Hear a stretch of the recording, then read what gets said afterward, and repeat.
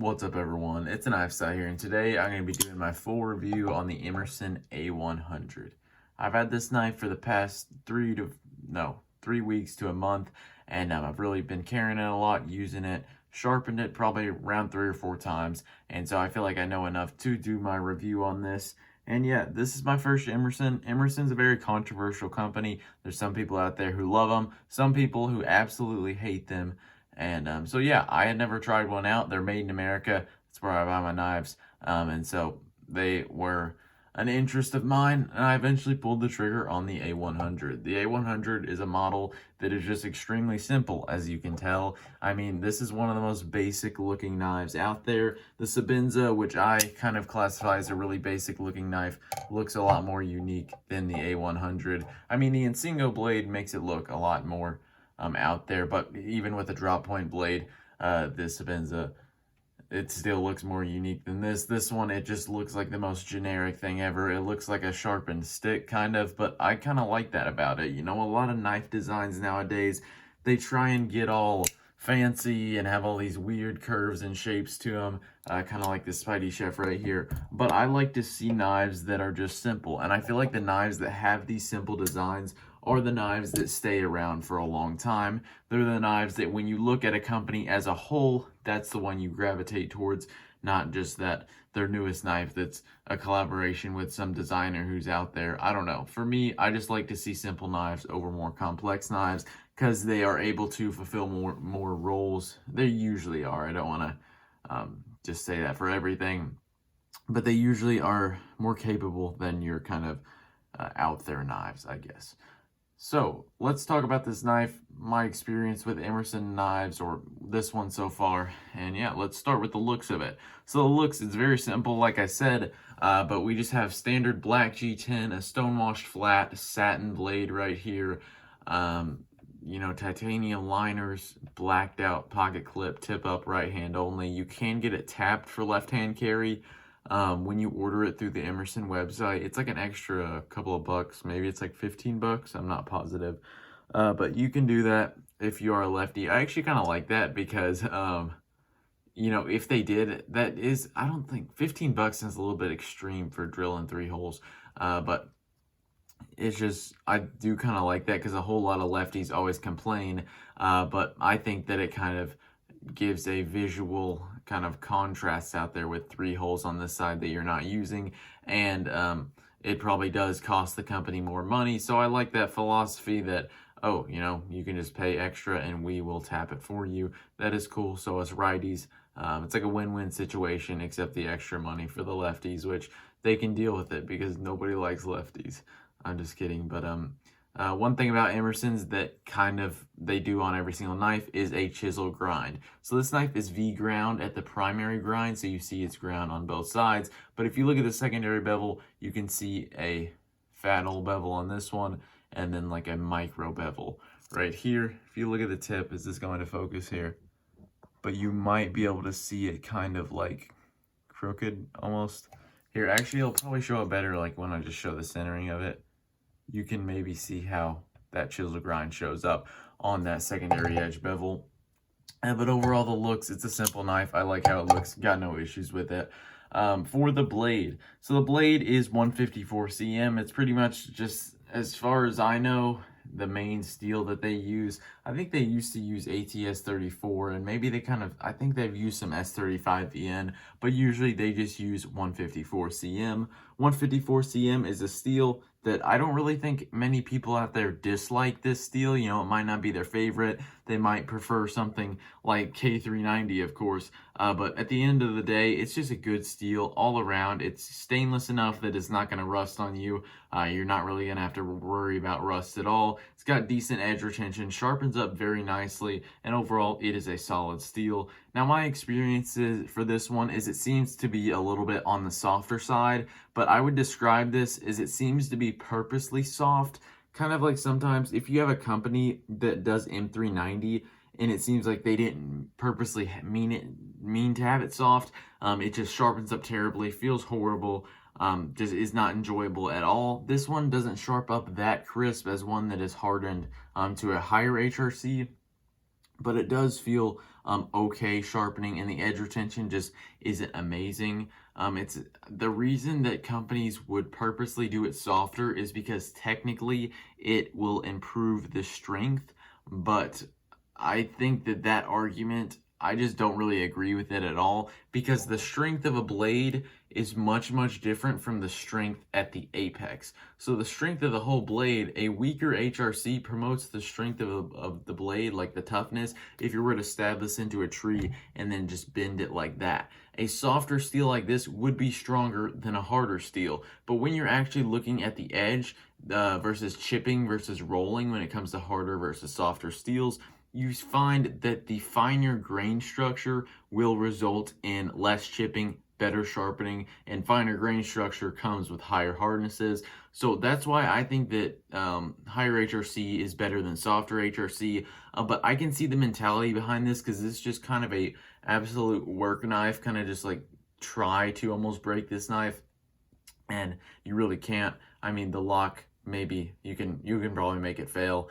But still, this knife is trying to be that all-around work knife to be able to do any task and survive really anything you put it through. So I see why they do it, but I just don't necessarily agree with it for my uses, and I would say for most people's uses. But it's not to the point where I just absolutely hate the knife. I still don't mind using it, sharpening it. It strops up very well, and overall it performs fine. The steel as a whole, I just feel like it could have been done a little bit better. Let's talk about the edge geometry of this. So it's a little bit different because it's a chisel grind, but the thickness behind the edge, measuring with this fat bevel here, we're looking at about, what is that?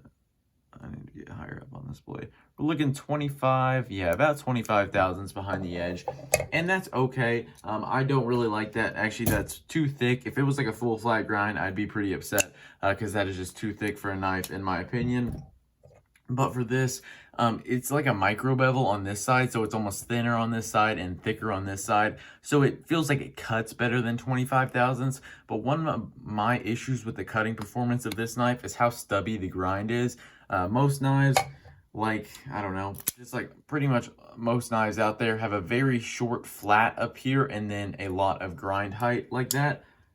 This one, it's pretty much 50-50. I actually think the flat might be a little bit larger than the actual primary grind, and that's just, I don't know, I'm not really a fan of that. It kind of just feels stubby, almost like a wedge going through stuff. The cutting performance, it gets the job done. When I have a sharp edge on this, it can really cut anything I put it up against. But, you know, when you have knives that are super thin behind the edge like this, it's just like 10 thousandths behind the edge, I can completely dull this knife and still perfectly use it for everything that I need to put it through. And this knife, it is just kind of a little bit more frustrating that it isn't thinner behind the edge. I could get it reground, but I still would have the issue of it being thick. Because, I mean, look, you see this stock thickness, the thickness behind the edge, it is pretty thick. Here's like a Spyderco stretch. It's a pretty beefy knife. It's not crazy thick, but definitely is robust. And it's the same thickness right here. So that's going to be a lot of that thickness going through cutting material. So it's not going to be the best slicer out there. And I do like my knives to be good performers, good cutters, and I'm usually not as worried about the strength. And so I wish that this knife was thinner overall with the grind. Now, there is another argument, which I know people are going to make, that it is stronger with this type of grind. And yes, it is, but my thought is always with these hard use knives, a lot of people think they should have these crazy thick blades, crazy thick handles, or I mean, handles doesn't really matter, but a crazy thick blade to be able to be strong enough to be able to put through anything. My thought is, when I hard use a knife, I'm using it for hard use cutting tasks. I'm not usually prying. This knife, I think you could pry pretty well with it. It's got a very thick tip. I would say that obviously if you have a better tool, use it, but I think that this could do good prying work. And I think that knives could be used in a prying situation. I'm not one of those guys who's just like, don't pry with your knives ever, because I think that sometimes there are situations where a knife is the best tool for the job. or not the best tool, but it's easier to, maybe get into a space where you use this thin edge and then it goes to the thick and then you pry it up rather than just kind of shoving a big hunk of metal in there and trying to fit it in. And sometimes it's difficult. Basically, what I'm saying is this knife, it could be useful for prying, but I would rather see things, I'd rather see them focus on making it a better cutting tool than a knife that will never break when you put it through some crazy hard use task. But that is just where I differ from the logic behind the company differs, if that makes any sense. I think that's all I got for the blade. Some people say you can't cut with the chisel grind, like it cuts weird. I haven't noticed that, so I'll just leave it at that. Maybe it's different when it's a full chisel grind on this side and not a V-ground primary grind. But that's just my thoughts for the fit and finish and lockup. So fit and finish is actually really good. We are nice and centered on this. I can wiggle out maybe just a little bit of side-to-side play, but really not noticeable at all. Just like a tiny bit when I'm really cranking down on it. No up and down play, which is always good to see. And yeah, overall the fit and finish is great on this. There aren't like liners sticking out above the G10, so I'm impressed with it. Emerson is a company that a bunch of people just take a big crap on the fit and finish. From what I've heard, their older models, like 2012-ish from there, that time period, apparently they had really bad fit and finish, but these look good to me. This one has been a great experience, and from what I've seen, the more recent Emerson knives have had good fit and finish, so I wouldn't let that scare you away from one of these. So yeah, that is a good thing. A bunch of people are going to be questioning the lock stick on this. So as you can hear, there's a little bit of lock stick. My thoughts about lock stick, it's kind of complicated. I don't mind it that much. A lot of people hate it, just like, so they put like Sharpie or maybe graphite on there. It doesn't bother me all that much. There was a point with this knife, probably like my second week into it, when, man, the lock stick just got really, really bad. Like, it was like, I would just be trying to break it in, and I would have to like switch to my pointer finger and just close it with pretty much all the strength I have in my pointer finger in order to get the thing closed. I never had to like bring a screwdriver over and pry it or something over, but still the lock stick was really bad at one point, but it has broken in a little bit. As you can see, or as you can hear, there's still a little bit of lock stick, but it's to the point where it doesn't bother me. I know that's going to bother a lot of people, but yeah, it is what it is.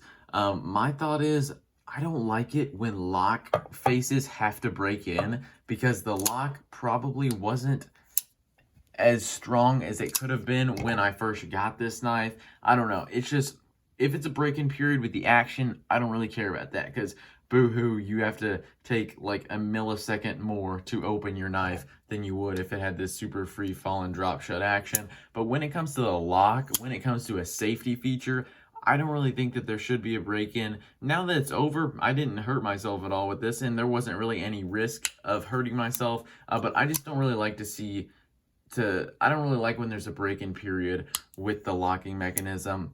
And let me touch on that Sharpie versus graphite mark, or just, a lot of people, if you have a knife with lock stick, they'll say put Sharpie on the tang, and that does work because it creates a thin layer of material, I guess, if you think about it, that makes it slide the lock slide easier off the blade tang. My thought is that Sharpie's going to wear off, and eventually you're just going to get back to the old knife that had lock stick. So people probably just put Sharpie on again, and you can keep doing that, but you're not really breaking in the face of your locking mechanism. So my thought is just leave it how it is and just keep breaking it in. So if you have one of these knives and you're at like week 2 and you're still having difficulties breaking it in, my suggestion, just keep flipping it. I know the lock stick does kind of get bad sometimes, but really it's not that much of a problem to me. So yeah, it is what it is. Overall, a lockup, titanium liner on a steel lock bar. This isn't carbidized or carburized, whatever it is. So that is, I wish it was, but really the only issue for me is the lock stick of it, and there is the lockup. So I have no thought that this thing would ever fail on me, but yeah, lock stick is definitely a thing with this guy. let's talk about, I guess we're moving on to the ergonomics of this. So the ergonomics are actually really good. This has a super thick handle. I mean, look at this compared to something like the Spidey Chef. Let me just throw them up like this. It's got a very thick handle on it. And what that does is it really makes it filling into your hand and makes it a whole lot more comfortable. And so yeah, this is overall a very comfortable knife. The ergonomics are so simple. There's not any big finger grooves, that your hand can pretty much be comfortable any way of holding this, which I'm a big fan of. That's why I like these simple ergonomic lines. And also with the ergos, the G10 is very, very grippy. When you get this thing out of the box, it's like you move it along like a piece, like maybe your shirt or something, and you can just hear it moving. It's that grippy. Or I mean, I guess you could with everything, but you just almost hear it tearing out the fibers of your shirt. It's extremely grippy. It will shred up your pants. Don't really care about that much. I mean, I haven't really shredded up my pants extremely bad with this knife, because I really only pull out my knife when I'm going to use it. It's not like I'm constantly pulling it out, playing with it, putting it back. But yeah, it hasn't been much of a problem to me, but this G10 is extremely grippy, which you could always just take like some fine grit sandpaper and sand it down, and you are good to go. I might do that, might not, don't really know what I'm going to do, but overall, as a whole, the ergonomics are good. I wish there wasn't jimping here. I don't really think it's that useful. This G10 is so grippy, I don't think I'm going to run any risk of coming up on this knife. Even if it was a smoother G10, I still think that I wouldn't need any type of extra jimping on here to protect me from cutting myself. I'm not stabbing into trees or to people with my knives. So I don't really see the point of it, which Emerson's could vary they are tactical knives. This one I don't think is really designed to be a tactical knife, but I see why they did it. I'm really kind of an anti-jimping guy. But yeah, overall the ergonomics, it's comfortable as a whole. For the carry of this, like I said, has been good. It slides in and out of the pocket okay. I mean, it's not the best because of that extra grippy G10, but the pocket clip has good retention. We're looking at like 4.8 ounces, so it is heavier than you'd think it'd be, just like a G10 liner lock, but it is a pretty big blade, and so it doesn't really bother me. The weight's not something that I really care about, but it is 4.8 ounces. There is no internal milling on the inside of these liners, so there's that. The pocket clip is good, just a simple clip. I feel like the simple clips work the best, when it comes to, I feel like the fancier a clip gets, if it's really good, like something from the Hawk Brothers, never tried one, but I assume those clips are good. But when it gets the titanium milled clips, I feel like those are hit or miss. When it's a deep carry clip, sometimes I get ergonomic issues with those. And this is just a really nice carry because it has a little bit to grab onto for you, so I enjoyed that. And it's not like, it is a good bit of knife hanging out of your pocket, but I usually wear darker colored pants, and it's a dark pocket clip and a black G10 handle, and so I don't really care about that. And I don't really feel like, I don't know, I just don't need to conceal a knife on me very much. I don't really feel the need that someone's gonna see something in my pocket and just go running away in terror. But yeah, overall it carries fine. It's just the G10 is a little bit grippy, but you could sand right down here and make it smoother coming in and out of your pocket. For the action on this, it's actually very nice. The lock stick isn't really fun to play with. I'm not really a guy that likes to play with my knives very much, but it's running on those Nylotron washers, and they're extremely smooth. I don't have any oil on this, and it's just very smooth, very nice.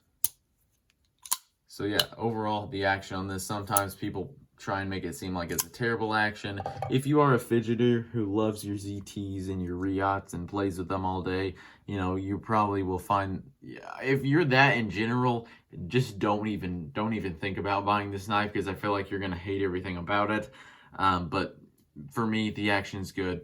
I enjoy it, have no problem with it. For the value, and I guess my final conclusions on this, the value, it's like $215, I think.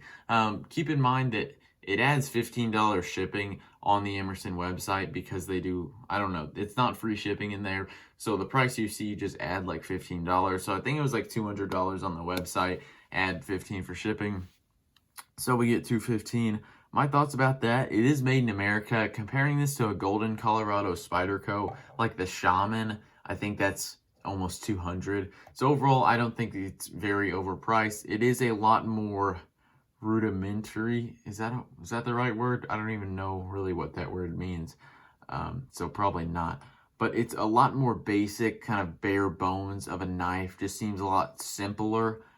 A lot like almost if you made your own knife.